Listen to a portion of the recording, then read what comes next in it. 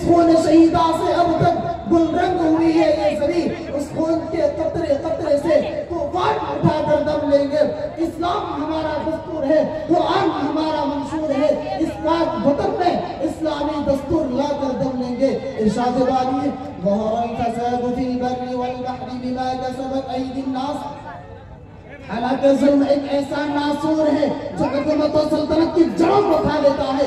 ظلم وہ سپولا ہے جو بڑے ہونے کے بعد دودھ پلانے والے کو ہی ڈنک مارتا ہے۔ ظلم وہ بچھو ہے جو اپنے پالنے والے کو ہی کاٹتا ہے۔ ظلم وہ سیڑھی ہے جس پر چڑھنے والا آخری منزل سے نیچے گر جاتا ہے۔ یہی وجہ ہے کہ تاریخ میں جتنے ظالمین گزرے ہیں، جب ان کے پاپ کا گھڑا بھر گیا جب ان کے پاپ کا گھڑا بھر گیا تو انجام کتنا برا ہوا کہ ان کے انجام بد کو دیکھ کر آسمان نے بھی اپنی آنکھیں بند کر لی، زمین نے اپنا منہ پھیر لیا، سورج نے دیکھنے سے انکار کر دیا، چاند نے بھی اپنا منہ پردے میں چھپا دیا۔ سامعین بس فرعون جو خدائی کا دعویٰ کرتا تھا، انا ربکم الاعلی الیس لی ملک مصر وہذہ الانہار تجری من تحتی کہا کرتا تھا، اور مصر کے سمندروں میں اپنی ملکیت کا دعویٰ کرتا تھا۔ ایک مبہم خواب کی وجہ سے بنی اسرائیل کے ہزاروں بچوں کو قتل کر دیا تھا، مردوں اور عورتوں کو غلام اور لونڈی بنا رکھا تھا۔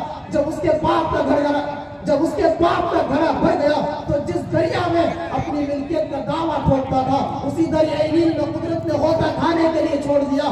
جب ایمان لانے کا ناٹک کیا تو حضرت جبرائیل علیہ السلام نے اسی دریا کے کیچڑ سے اس کا منہ بند کر دیا، اور اللہ رب العزت نے فرمایا الآن وقد عصیت قبل وكنت من المفسدین۔ حضرات گرامی، زیادہ دور جانے کی ضرورت نہیں، تاریخ ہند کے ماضی قدیم کا مطالعہ کیجئے۔ خود ہمارے ہندوستان کے اندر شاہ عالم ثانی نام کا ایک ظالم گزرا ہے، اس نے اپنے ہی محسن نجیب الدولہ کے بیٹے ضابطہ خان کی سلطنت کو تباہ و برباد کر کے اس کی پوری فیملی کو قید کر لیا۔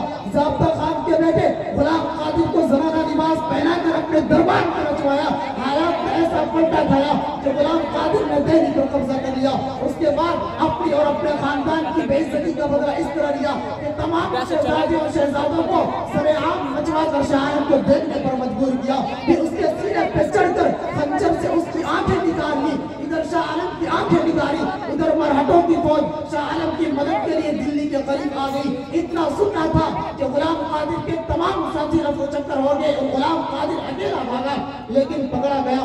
پھر مرہٹوں کے سردار نے غلام قادر پر ظلم کا وہ پہاڑ توڑا کہ انسانیت کا سر شرف میں جھک جاتا ہے، اس کے گلے میں چوک اور پاؤں میں زنجیریں ڈال کر جانوروں کے باڑے میں پھینک دیا، کھانے کے برابر نمک ملا کر کھلایا۔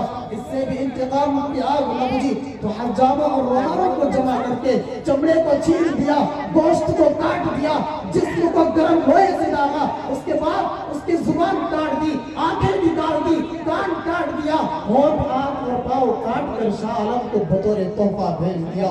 اس طرح تاریخ اپنے آپ کو دہراتی ہے۔ اللہ تعالیٰ ظلم کی ظلمت سے دنیا انسانیت کو نجات عطا فرمائے۔ وما علینا الا البلاغ۔